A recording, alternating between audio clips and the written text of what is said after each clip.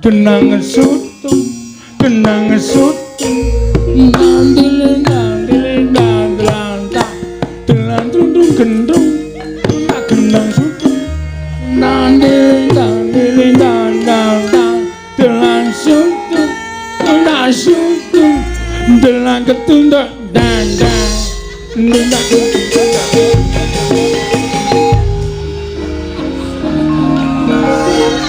wah, edan.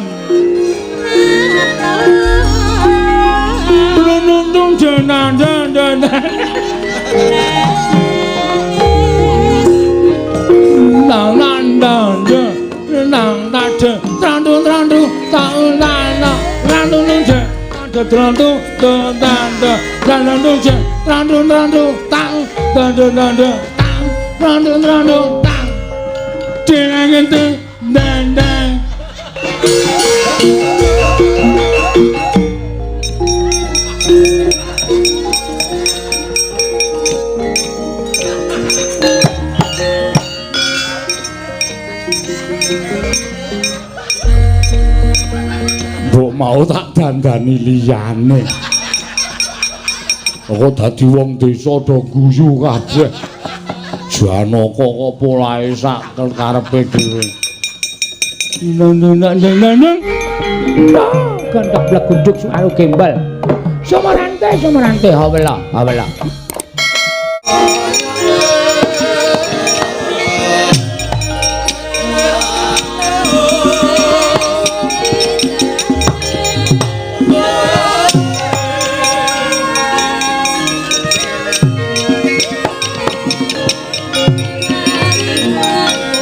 Pacarian putra lamun kawekasan yeka wisanggeni maya Wisnu Pradenta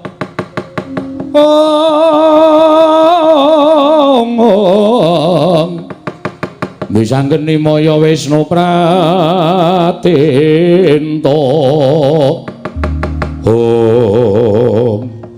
wah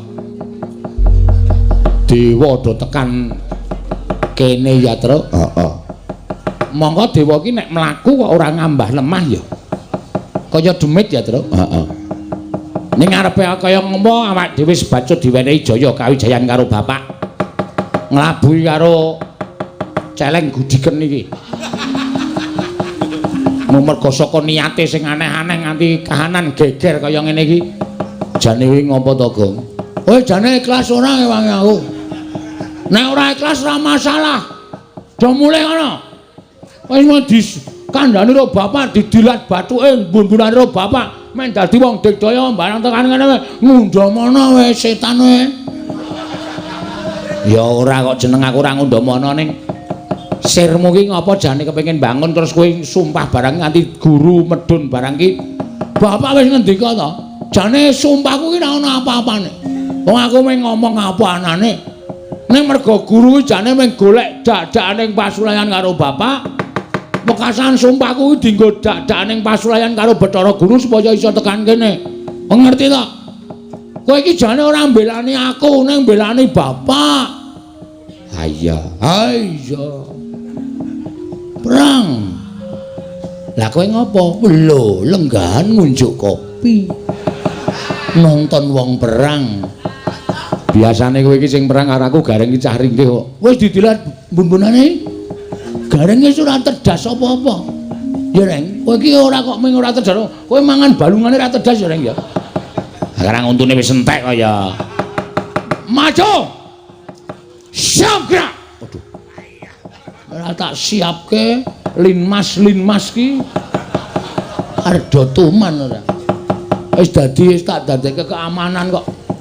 Cangkemmu, lencangkemmu kok cangkem. Suramu sembrono, minggira nek pancen kowe moh perang kowe mundura. Tangane karo Petruk. Heeh. Pasrah keselamatan ya, Mas. Iya, aja kuwatir, Dik. Heeh.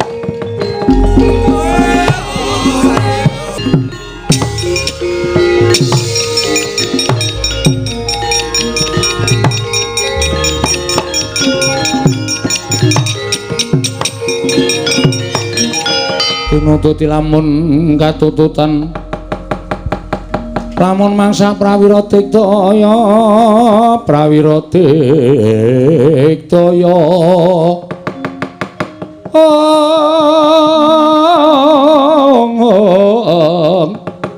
runanggana magawe gelari rawang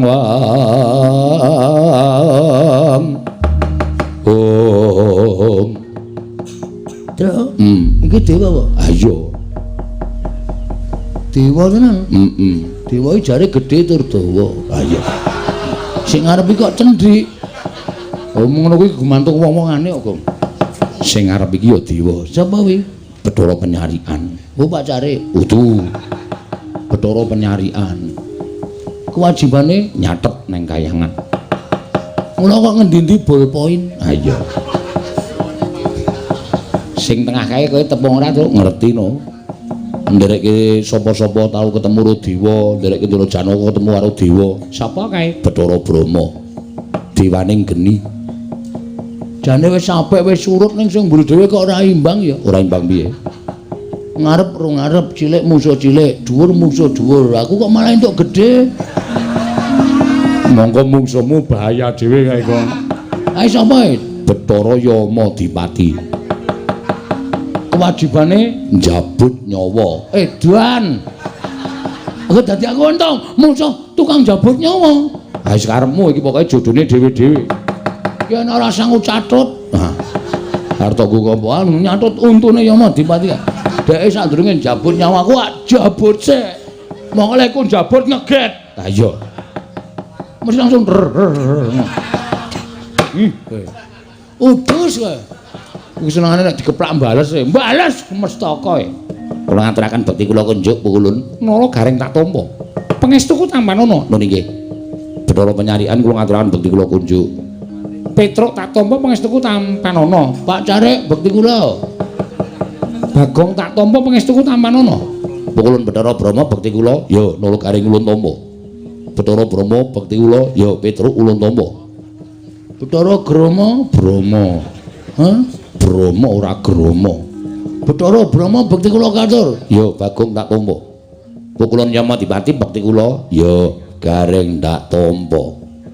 Bathara Yama Dipati bekti kula ya Petruk tak tampa. Yama Dipati bekti kula ya Bagong tak tampa. Ora ngecer. Wah, jabut nyawa, jabut untumu. Wonten menapa pukulun? Nala gareng pripun? Aku entuk jawing wang pikulun Jatimurti. Ya pepundhenku, nggih. Kinen bondo karo Bagong, merga Bagong keluputan. Wani ngucapake sumpah nganti gawe gegering Kayiwangan Suralaya. Mula wektu dina iki Bagong bakal tak bondo, tak unggah ning kayangan, tak cemplungke ning Candra Dimuka. Ayo ndi Bagong? Kaya jempalange kareping Bathara Penyarian. Aku nganti Kakang Pulun Bathara Brahma lan Kakang Pulun Bathara Yama Dipati. Yen kowe puguh ora menehake Bagong aja takon dosa. Kowe ngerti? Pulun Bathara Brahma kuwi dewaning geni. Keduga bakal ngobong desane Bagong nganti rudes keles tanpa sisa lala garing. Setyaki nunun, waduh. Gadanira wirang tumandang. Ben Bathara. Setyaniku garwanira.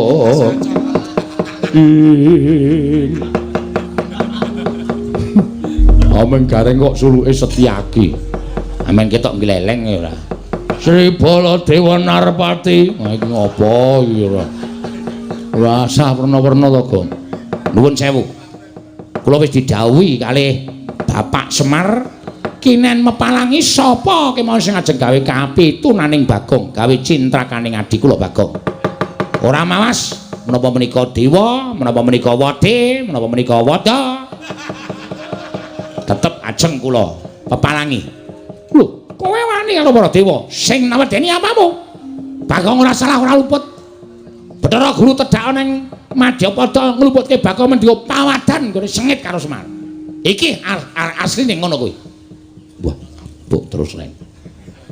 Ayo ora. Terus saiki tak takon karo sampeyan. Nek ora iso ora usah dijawab. Tak takon karo sampean. Kena apa kok dewa ki ada sengit karo Semar iki jane masalah ya apa? Luwe-luwe Bathara Guru ki kok sengit karo Semar jane masalah ya apa? Aku tak takon karo kowe. Aku tak takon karo kowe, masalah apa kok sengit? Lho, kowe malah ora basa bareng karo aku. Lho, kamu arep gelut kok dadak basa. Ngendi ana wong gelut kok basa? Ketiban asta kula jengkelang kuwandanira. Antene ora serem. Ayo, arep muni piye kowe? Yen ngono kowe wani karo para dewa sing tawedeni apamu. Ora minggat suara aku tiban tangan kene marganing patimu. Leng, eling. Apa, Tru? Dodo medun. Oke, siap. Leng, eling. Dodo mentuk. Panganan wae ora. Ayo butuh ya. Iya, iya. Kene merganing patimu, mang maju kula ladeni Bathara Penyarian.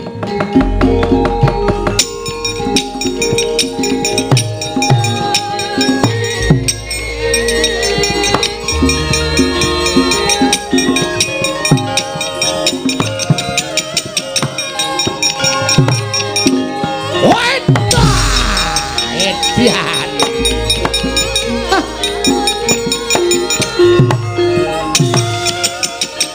Abdi wis ora. Udus Arnendi.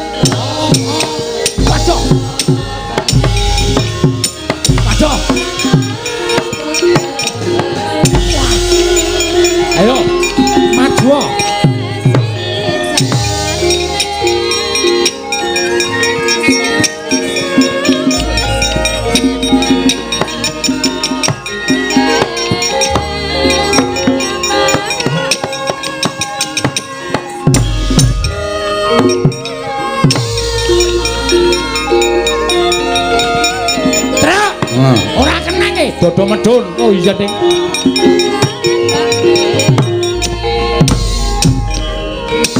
Dian. Ngatek aji lembu sekilan kowe kebarak. Ayo. Milih awakku.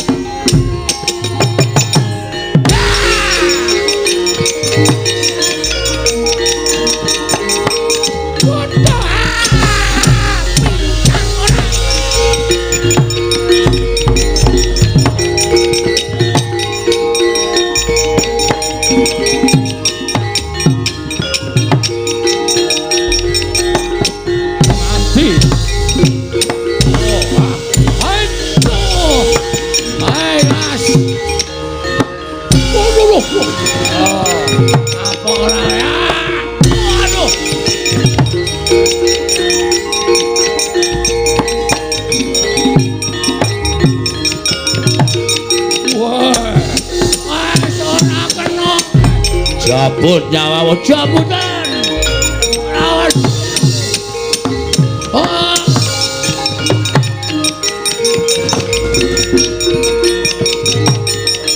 Wedan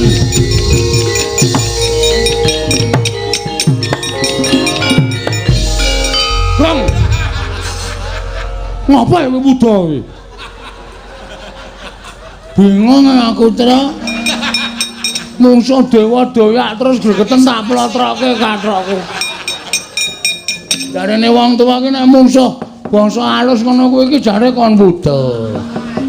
Dunjuke sik dunjuke. Kaya apik-apik kok. Kok kaya kutuk to, gong kutuk ndasmu. Man-mangkel aku. Ben, nganu aku ora entuk kesempatan ngantem. Ya mau dipati nganti giloro Bagong. Wong edan Wah, wis kathokan. Dewa kok ditontoni kaya ngono. Ayo. Kowe ora gelem lu tak boyo neng kayangan, jabut nyawamu sukmamu sing tak kowe. Gong, ora wis didilat. Bapak nonggon bun-bun to. Jajal nggo ngetes ampuh apa ora. Oh iya, Dik. Ayo jabute nyawaku. Oh, lakon mati. Ayo tak slenggarake regane iki ku, Dra. Santai wae wis didilat bapak.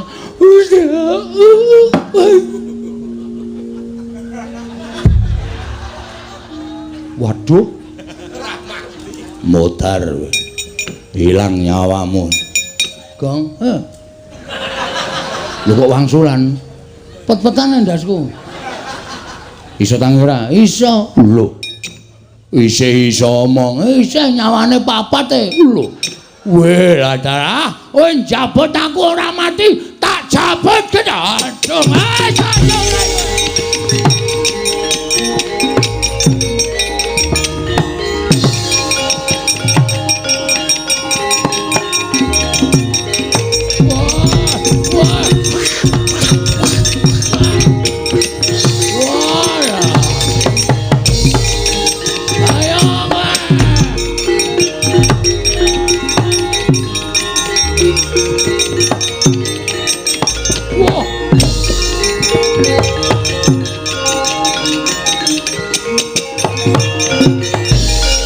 Bagong oyak-oyak Kakang Yamadipati. Ki sapa iki? Brama. Wedian.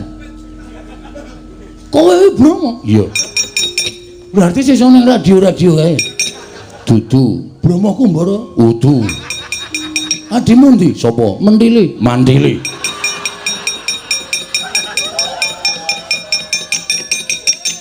Aku dewa. Dewa apa ora minggat jabut nyawamu.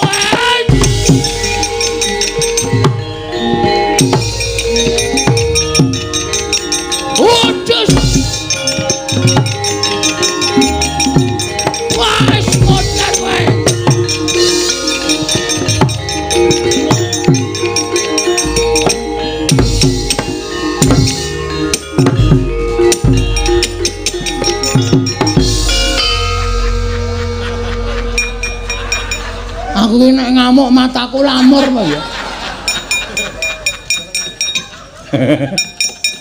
Petruk sing tok jabut. Sarae mendono. Ngawur semane ora. Iya, cuman ibaleke nyawane.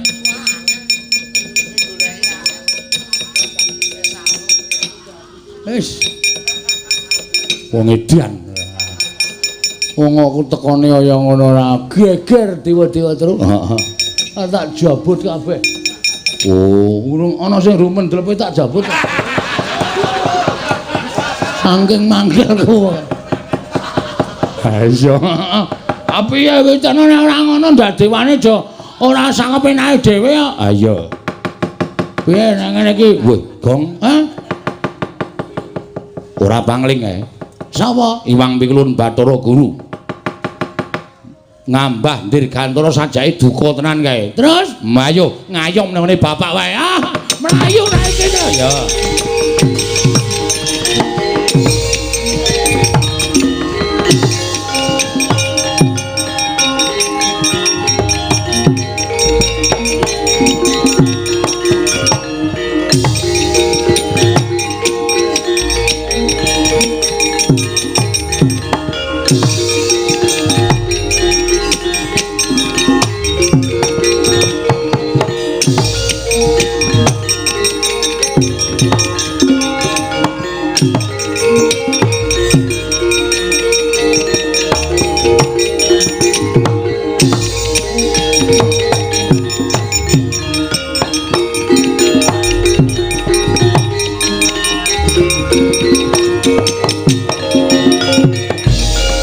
Marika den prayitna semuriris eka balik titiyane gandayane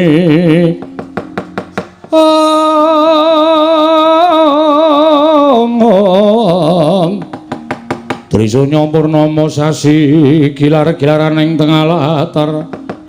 Oh. Piye? Dewa-dewa iki nek pakartine ora apik arep derajate dewa karo anak-anakku do mlayu kabeh. Kuwi nandhake nek apa kang dadi niatmu pancen mau diregeti nganggo blendenge ngangkara. Kula namung badhe nyuwun atmajanipun Kakang Semar inggih menika pun Bagong. Bola-bali tak kandhake to Bagong ki anakku. Lah nek kowe arep mboyong karo Bagong aku mesti ora entuk wong nyatane keluputane Bagong ora iso dibuktekke kanthi nyata. Nanging Bagong sampun kalepatan sak mangke badhe lebetaken wonten ing kawah.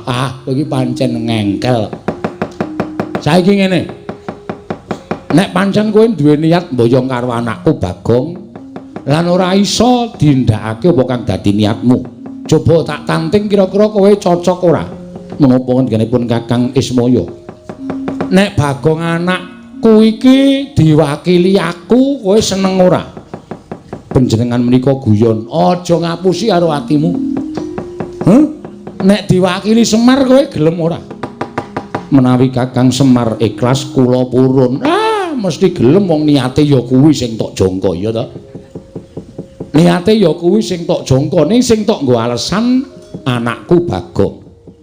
Pak, kan nanti Pak. Sing nukokke semen sapa, Pak? Wis ben nengke wae wong iki bapak ki mbelani kowe lho. Menawi Kakang Semar purun, tetep dinten menika dados ijolipun Bagong kula boyong dateng Kayuwangan. Apa ora gelem? Iki anakku sing tak tresnani, sing jeneng wong tuwa ki notohke nyawa kanggo anake nek perlu apa wae ditotohke aku ora bakal owel.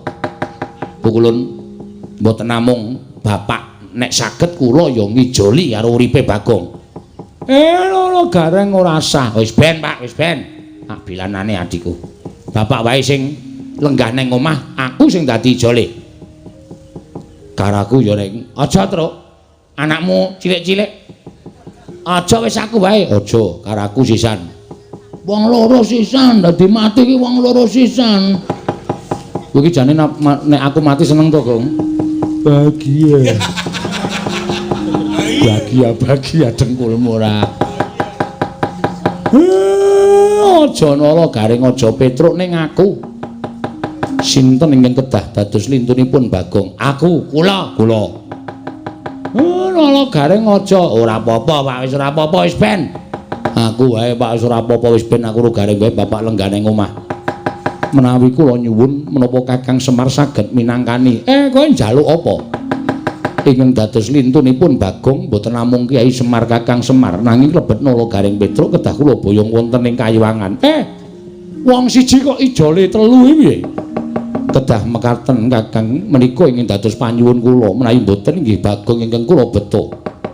Iya nala garing wis ora apa-apa Pak, wis ora apa-apa. Wis ben Bagong dhewe malah kesepian wis ben.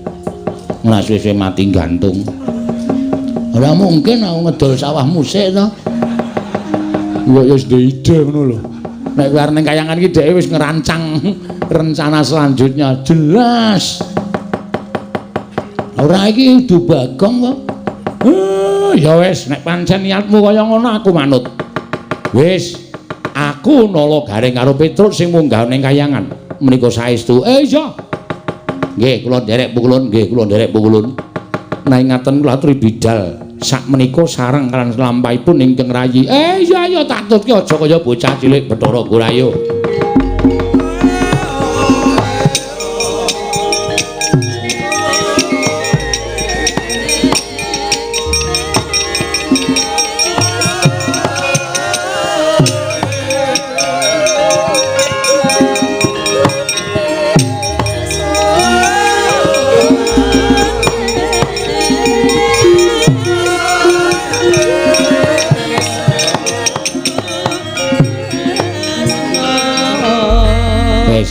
Kowe saiki kowe ora percaya karo katresnanku.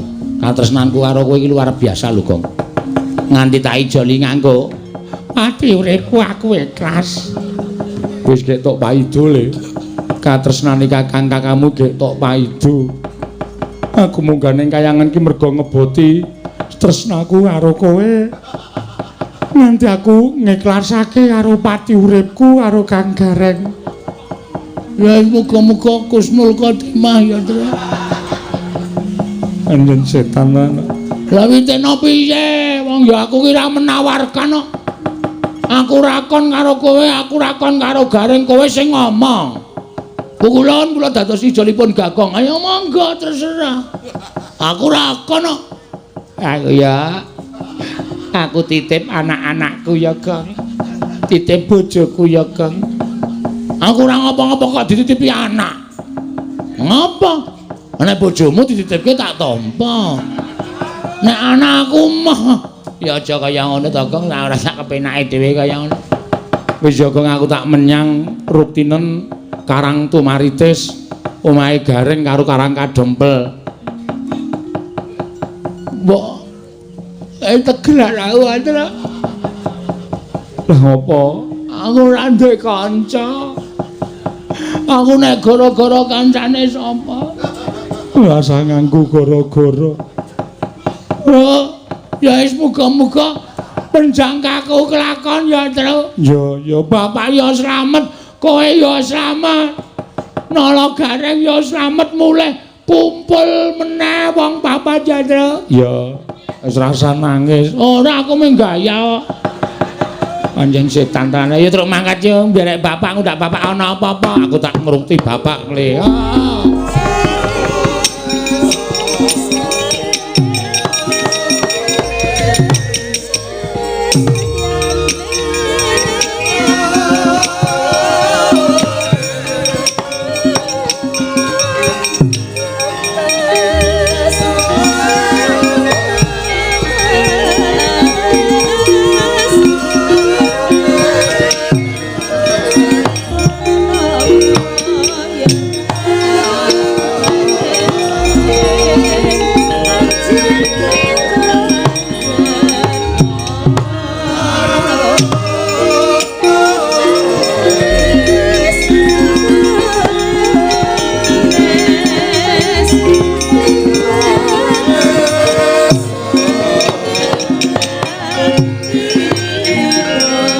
Palugon laguning lekas Lukita Linuting.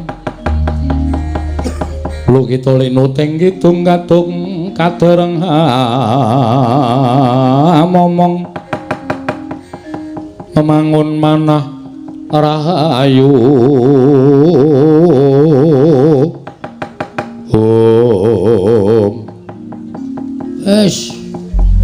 Mamring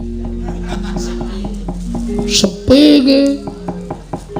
Monggo mengkari 3 dina aku janjeni karo masyarakat arep miwiti kerja bakti bangun desa. Gek Semar malah minggat. Gareng ya melu, Petruk ya melu. Terus piye iki? Tak pikir-pikir ketoke Semar Gareng Petruk mbelani aku ning jane minggati aku. Minggati masalahku. Wis kena aku rambut didaya, sapa ya sedulurku sing iso mbantu karo aku ki. Monggo Semar ki. Woi, ya Deng. Kelingan aku. Semar ki duwe kakang. Ya kuwi Kakang Tomblok. Togok. Wah, Siwa Togok arep tak jaluki donatur. Kanggere ora ngegawe tonyo Siwa Togok. Ben ora ngono ndak ora rampung perkarane. Siwa Togok Siwa Mblok tak jaluki kabeh. Kejaba saka kuwi aku arep nyuwun bambiyantune Siwa Togok. Ki bapane ora tak slametke, Gareng karo Petruk ora tak balekke nang alam donya, iso kelangan wong tuwa, kelangan sedulur lanang tenan aku. Wah. Tegak. Aku rawa wae. Aja kaget penggalemu ya wae, siap-siapke kabeh bondo didelekke. Ndak tak colong wae, aku teka tenan wae, bektiku katur ya wae.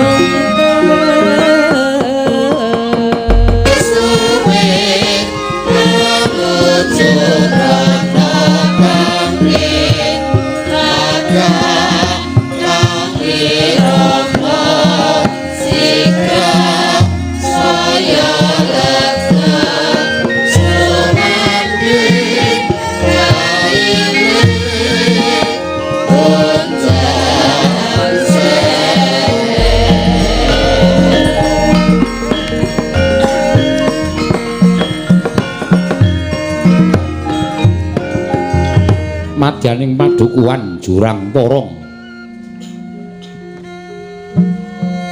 Awarni wujud padukuhan ingkang gemari palojinawi.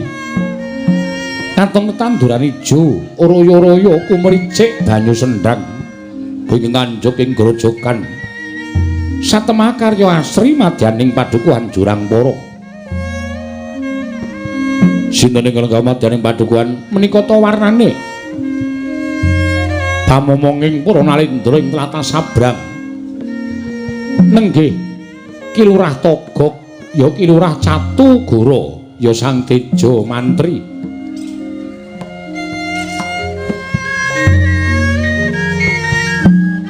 Eling-eling nadyan sarandunging hangga sarwa kuciwa.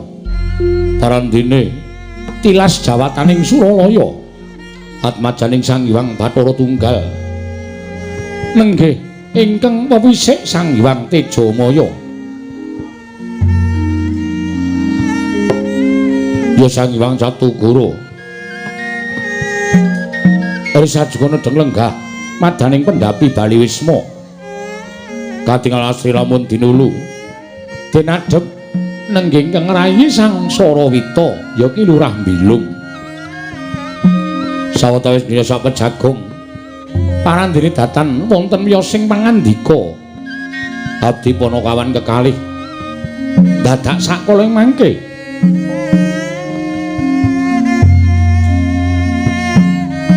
Ki Lurah Togog karsa medhar pangandikan tinampi kan ing rayi Ki Lurah Mbilung dadi kembang wijeling pangandika ingkang dereng kababaring lisan.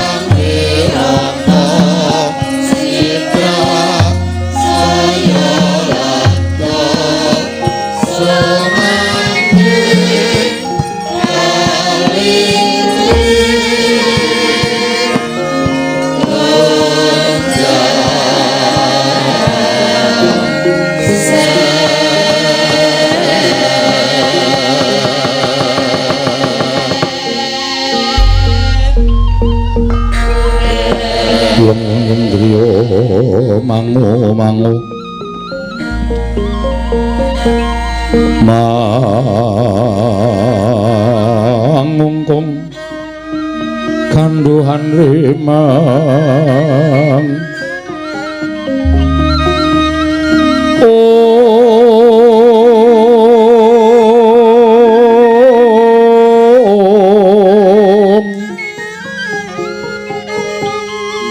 lerlena tanpa kanin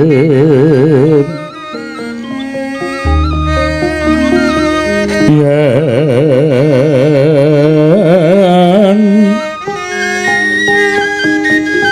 tan tuluso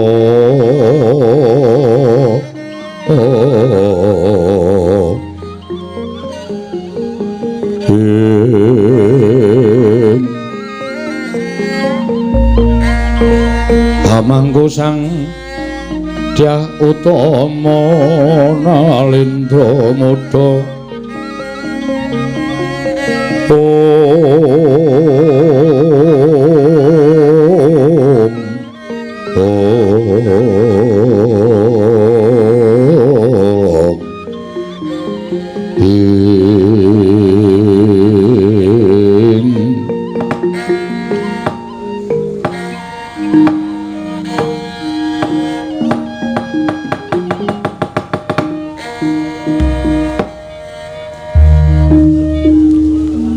kaget atiku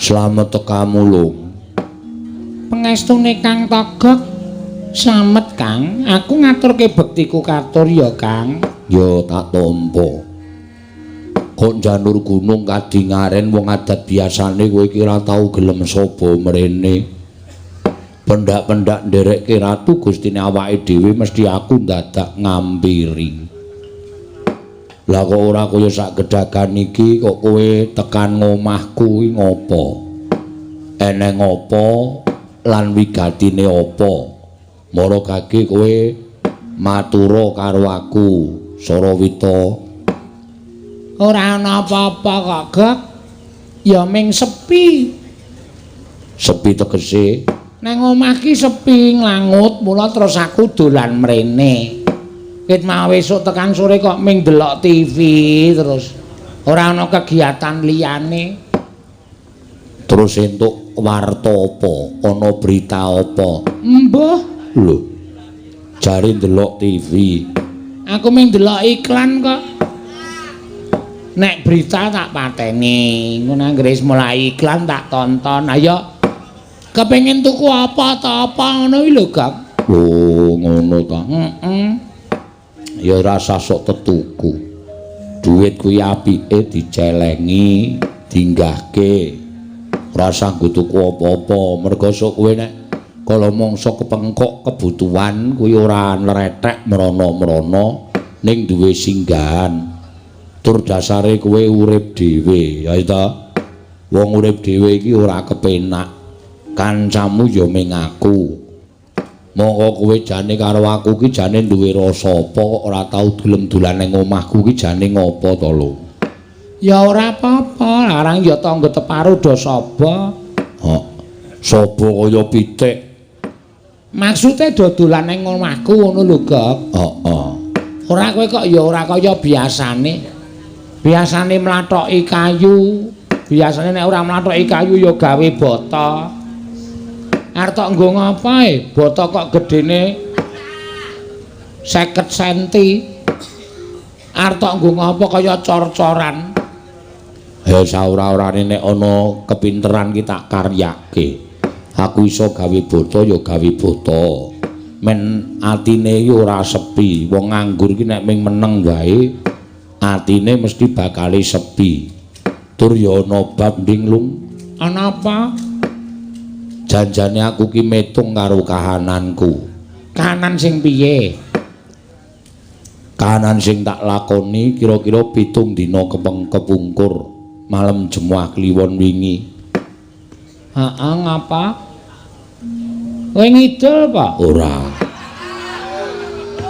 ora lah kok sepi aku turu wit sore aku bar menehi sajen karo kerisku kae terus tak tinggal turu. Pamrihku ya golek impen. Lah kok tekan tenan. Nalika tengah wengi meh lingsir aku ki ngimpi. Ngimpi apa? Kaget atiku. Ora kanthi kanyono-nyono kok. Omah kene iki kaya ketekan Nalindra. Nalindra Trata Sabrang. Udu. Sandangane sarwa apik, sandangane sarwa becik. Mongko nite kereta kencana jluk ana ing omah kene, terus mlebu, terus sak pejagong karo aku. Ning tak tiling-tilingke paningalku tak mat-matke ratu mau dudu Ratu Sabrang. Lah sapa? Sing nganggo sandangan apik, sing nganggo sandangan becik iki kok kaya ponakku dhewe. Ponakmu sapa? Anake Semar ya kuwi Bagong. Mongko Bagong iki sak jek jumlek ora tau sapa mrene nek ketemu karo siwane ya aku ming neteli apa sing tak nggo. Aku nganggo jam ya dijaluk, aku nganggo gelang ya dijaluk, nganggo kalung kesehatan aku ya dijaluk. Pokoke ming dirampok karo sing jeneng Bagong. Lah kok ora kanthi kanyono-nyono kok bocah iki tekan kene. Terus lah ya jagongan karo aku sak uwen-uwen. Mongko blas to, anak Semar iki ora ana sing tekan kene. Mongko jane Semar iki adhiku lho. lah iya, ya kondange ngono. Heeh. Ning kok ora ana sing tilik karo Pak Dene, ora ana sing ngaruhke karo Pak Dene.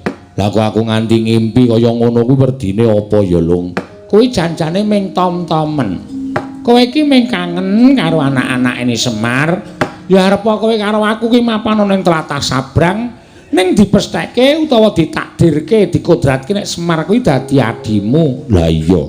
Nek le pisah wis pirang-pirang abad. Wis suwe banget. Arep kaya ngono ning sambunging sedulur ki ora bakal iso pisah, Gok. Iya. Nek kok sing tak kangeni Semar kok sing teko anake. Lah kowe apa lali?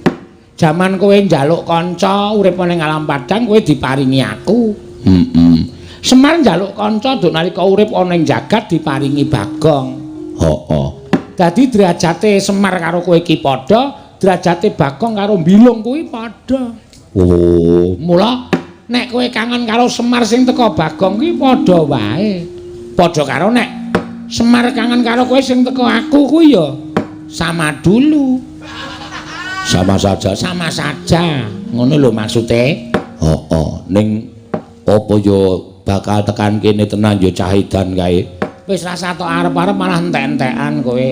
Engko bifete dijaluk, korsine diusung. Wong kae iki wong nekate ora jamak-jamak. Ning aku kok duwe pandakwa lho. Pandakwa piye? Dina iki kok ngarepan kuwi jagone do tarung. Lah karang do nyoba e. Oh. Brenjake do ganter-ganter. Suarane wit esuk mau ora leren-leren. Nek kowe sing teko ora mungkin mesti ki eneng wong sing arep tekan kene. Ya muga-muga bener wae, Gok.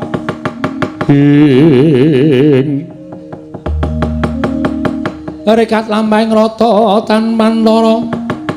Prapteng sukuning argaram kang tumingal.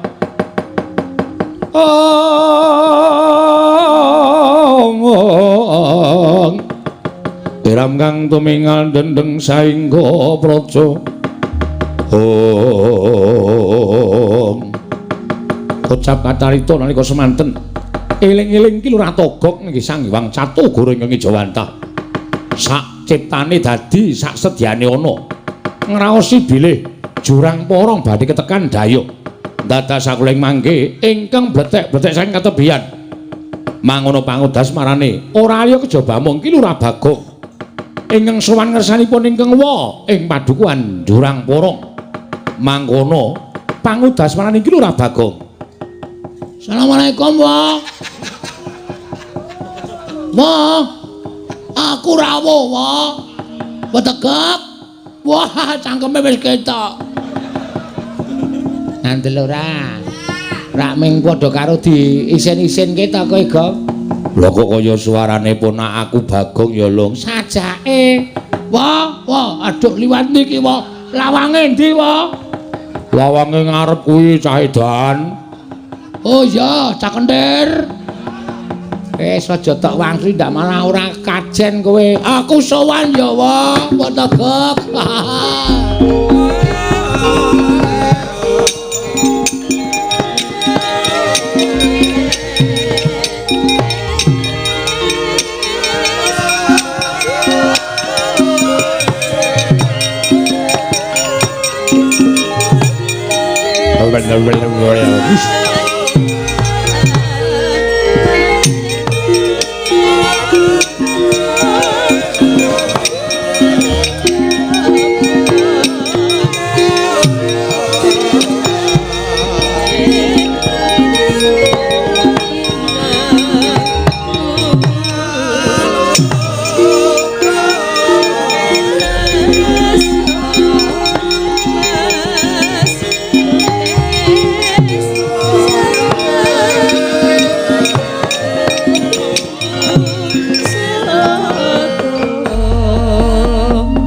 Toko yen malegak legok trembilung kang sarawita kang sabuk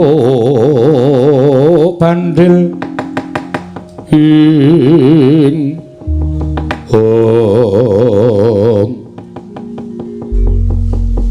toko-toko kok lambene wong tuwa diewer-ewer. Slamet Gong, Mengestune Siwa. Wilujeng wa, aku ngaturke bekti ya wa. iya tak tampa. Bagong slamet Gong. Mbiti, bilang. Andeng bilung lali aku. Slamet wa, bilung. Bektiku katur ya wa. Tak tampa Bagong. Mengestune wong tua tampan ana. Tak gegem dadaku kok cilik terus to, wa. Ya karang kaya ngene iki wujudane. Heeh, sing penting sehat ya, wa. Heeh, sehat. Siwa Togok sehat, wa. Iya, slamet sehat le cah bagus. Sangeme kok sedawa, wa. Mbok wis kowe ngopo lho karo jeneng wong tuwa kok mesti ngobok-obok sak penake dhewe. Jane kowe iki ngopo? Kok janur gunung kadingaren. Dian omahmu saya apik, wa. Kok dadi saiki aku iki nderekke ratu sabrang, ratu sugih-sugih. Apa-apa biak-biuk kowe butuh apa tukoke, butuh apa-apa tukoke. Kae gambare sapa ya, Pak? Gambarku no. Kae to sing ning buri kae to. Heeh. Nganggo sandangan Jawa nganggo iket. Kok lambene ora dawa? Tok plester, Pak. Aku orang pesen karo sing nglukis men aja nganti diketokke dawa men ketokke demes kok. Asem iki. Iso dikan to? Iso. Kae nek dimati kaya rupaku lho, Pak. Tapeke ya, Pak. Lah, ora tenan to apa-apa ditembung to. Gawanen arep tok gawa arep tok nggo majang ning omahmu apa? Heeh. Apa wis ditembok? Urung. Sandalke kandang kebo. Asem ya. Aku iki nang kono iki padhawe abdine Ratu Gong Binathara wis gambare tandhelke kandang kebo. Ngopo? Ana apa? Ngene wae. Aku arep matur. Matur apa? Kurang-kurang bejane sisil sembire. Sisip sembire. Sisip sembire kowe kelangan adi wae. Lho, adi sapa? Semar. Kok kelangan Semar piye maksude? Aku ki mbah nameng niat kepengin bangun desa. Aku nglumpukke Semar karo Gareng karo Petruk, ponamu kabeh. Iya. Dedrek rembukane aku iki jane ra ndiragat. Aku terus nganti sumpah karo Semar-mar. Nang nganti aku ra kelakon bangun desa, aku sumpah aku gugat nang kayangan. Ngono kuwi Semar wis ngelekke, Bagong. Aja waton nyelekop. Omonganmu ki padha karo omong aku. Nang aku ora percaya. Lah kok jebule tenan? Jebule tenan piye? Pikulan. Pikulan Bathara Guru ki rawuh tanpa murid. Terus arep boyong karo aku. Arep boyong karo kowe. Heeh, dunggake ning kayangan dianggep aku ki salah mergo aku nibake sumpah. Kayangan geger jare Bale Marti Kunda manik rungkat. Kuwi omong sapa kaya ngono kuwi? Bathara Guru. Semar ya ora percaya. Terus Bathara Guru anu Semar ngandhake jane lemu duwe arep ngluputke Bagong iki mergo pawadan kowe sengit karo aku kok Bathara Guru. Geger pokoke. Aku ya wis ngerti nek Semar ki ya ora cocok karo Manikmaya ki wis suwe. Lah iya. Perang. Dewa-dewa kalah karo aku kabeh. Wah, kowe gak menang karo dewa-dewa. Menang ning ming sithik rasa njaluk ya. Menang perang. Aku iki terus Bapak Bathara Guru teko, aku mundur. Terus si Bathara Guru Semar pokoke Bagong tak boyong. Terus Semar muni ngene iki, nek Bagong arep tak boyong iki jole aku. Bagong aja tak gone kayangane iki jole aku. Sing muni ngono Semar kowe lho. Terus Gareng ya muni ngono, aku ya tak gelem dadi jole. Si Petruk ya muni ngono. Oh terus Semar diboyong ning kayangan karo Gareng karo Petruk. Lho. Nek ngono kowe saiki ijen mula aku mrene iki sejatine arep genahke Gok. Wah. Apa? Siwa iki jare kakangne bapak. Aku ki sing tuwa dhewe. Nomor 1 aku, nomor 2 bapakmu, nomor 3 Bathara Guru. Wah, terus kae bilung kae. Anak tikus. Dudu iki ya iki arep kaya ngono iki bekas ratu. Weh, lah kok ora abang. Gundulmu atos kowe iki mbok ya dilereni le seneng main ngono ratu kok abang. Terus aku ki mbarepe nomor 2 Semar, nomor 3 Bathara Guru. Heeh, aku saya tak takon karo kowe. Arep kowe pisah karo Semar ki karo Semar rukun ora? Sing rukun ki mung aku karo Semar. Sing ora rukun karo aku karo Semar ki Manikmaya. Mula aku mbiyen karo bapakmu Semar ki digawe dening Manikmaya supaya mudhun ning jagat. Aja nganti aku karo bapakmu Semar kuwi duwe panguwasa ning Suralaya kuwi mergo nggone meri Manikmaya karo aku karo bapakmu. Jane di anak Manikmaya iki. Terus piye? Aku saiki ngene. Pokoke aku mung pasrah karo Siwa Teoge-oge. Teoge-oge Togok. Aku pasrah karo Siwa Teoge-oge supaya nyelametke Semar. Nek Siwa Togok ora iso nyelametke bapak karo kakangku loro, aku ora nrimake. Ateges kowe kuwi dudu kakangne Semar. Ming aku tantrimane Bagong suwek cangkem. Waduh. Piye lho? Wis monggo wong cangkem-cangkemmu dhewe. Ora edan ora. Lah aku tok kon ngopo? Aku terke ning kayangan. Terke aku ora ngerti dalane. Aku ora dong tenan nek donge aku wis mangkat dhewe. Jare kayangan ki pucuke gunung ngendi? Kemukus. Utuh.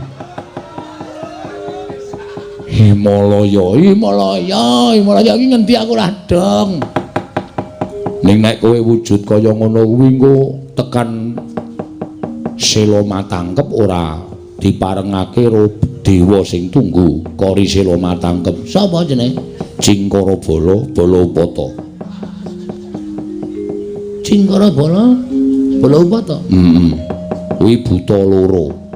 Lorone nggawa gada. Nek kowe ora dikeparengake munggah ning kayangan kowe lagi mlebu ana ing Kori Sela Matangkep dituthuk gada sirahmu kowe pecah mati.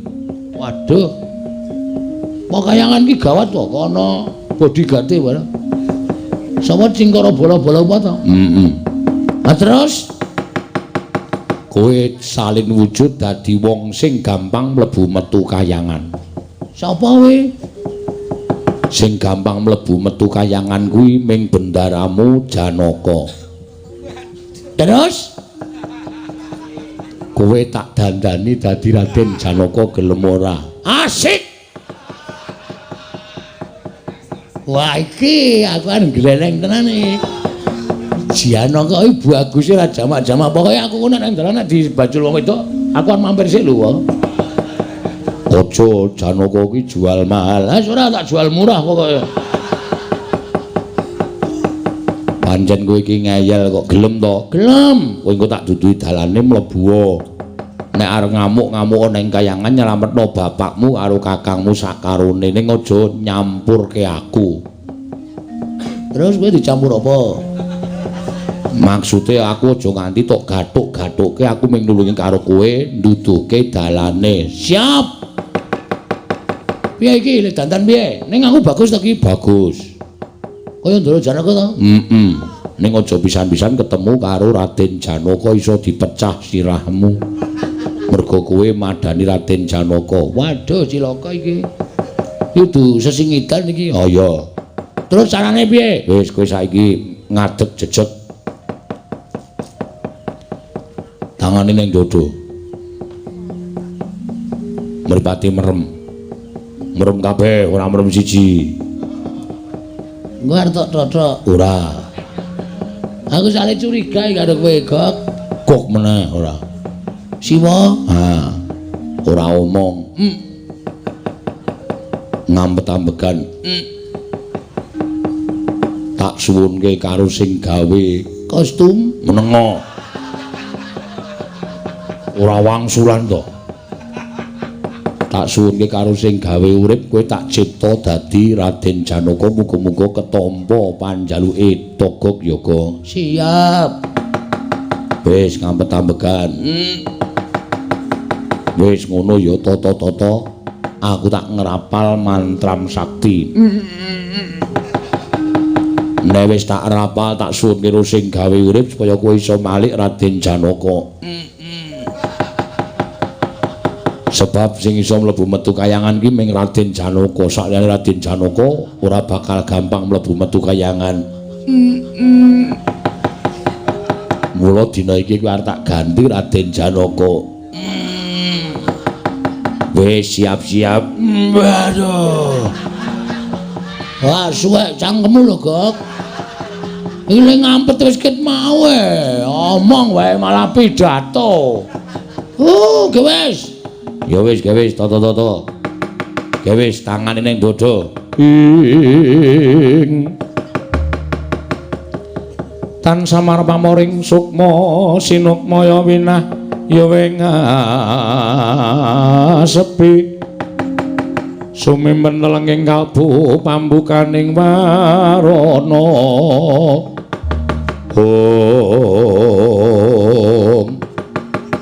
Eling-eling nadyan wujuding Panakawan parandiri Dewa Ngejawantah.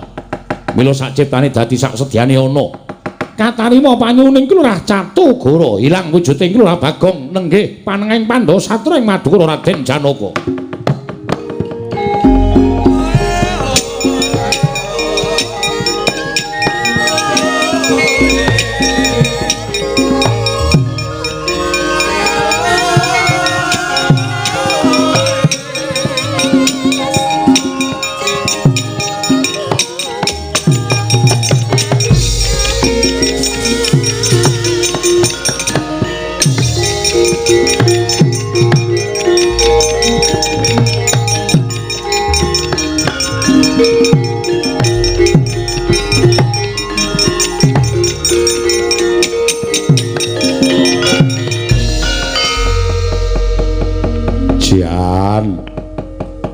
Arep nemoni lelakon apa iki? Ngapa iki, Gok? Ngiluwa mlebu ning kamar tengah kae ana bifet gedhe ngiluwa. Ra gaya. Kanggre Kurat Janaka kepruk bata kowe. Tenan aku gak nek jak sepele kene iki.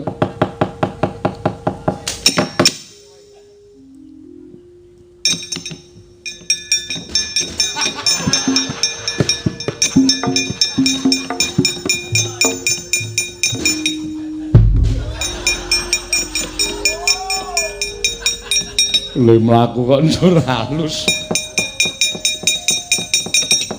Tegang.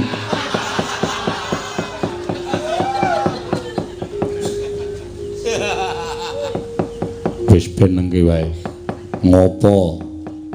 Aku ngaturake kenging panuwun ingkang tanpa pepindhan toge.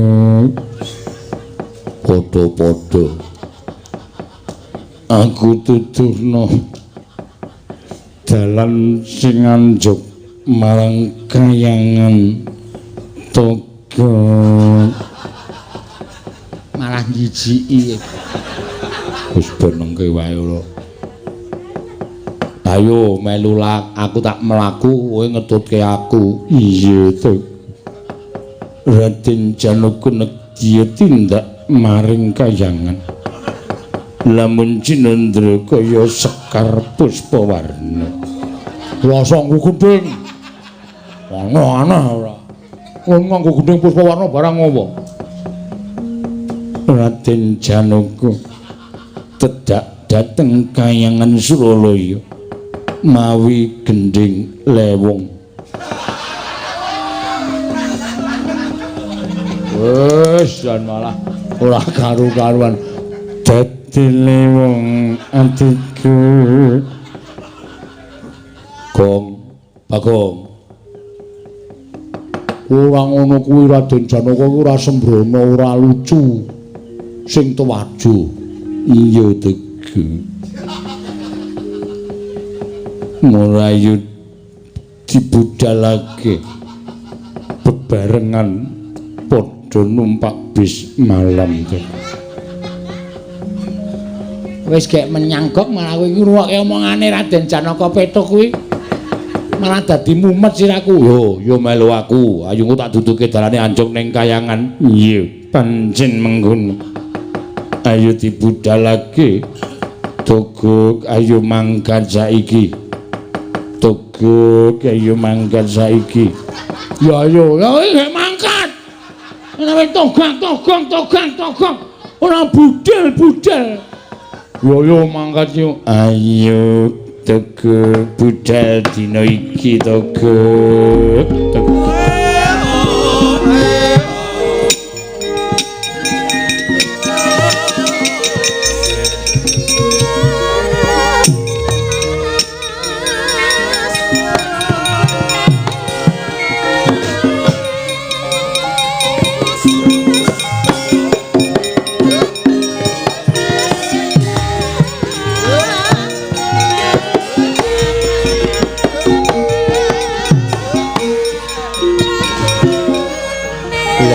Kamar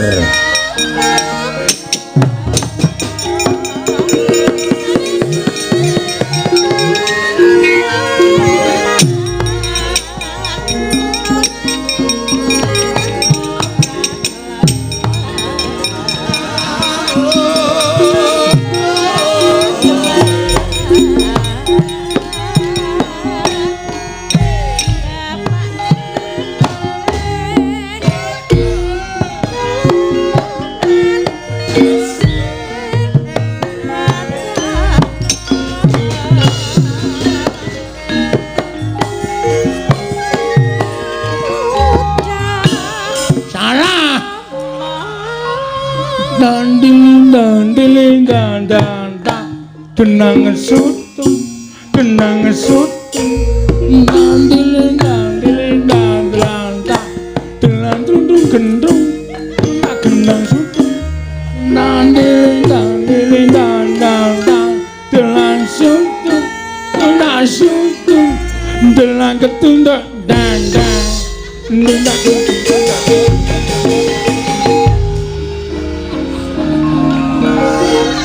toh edan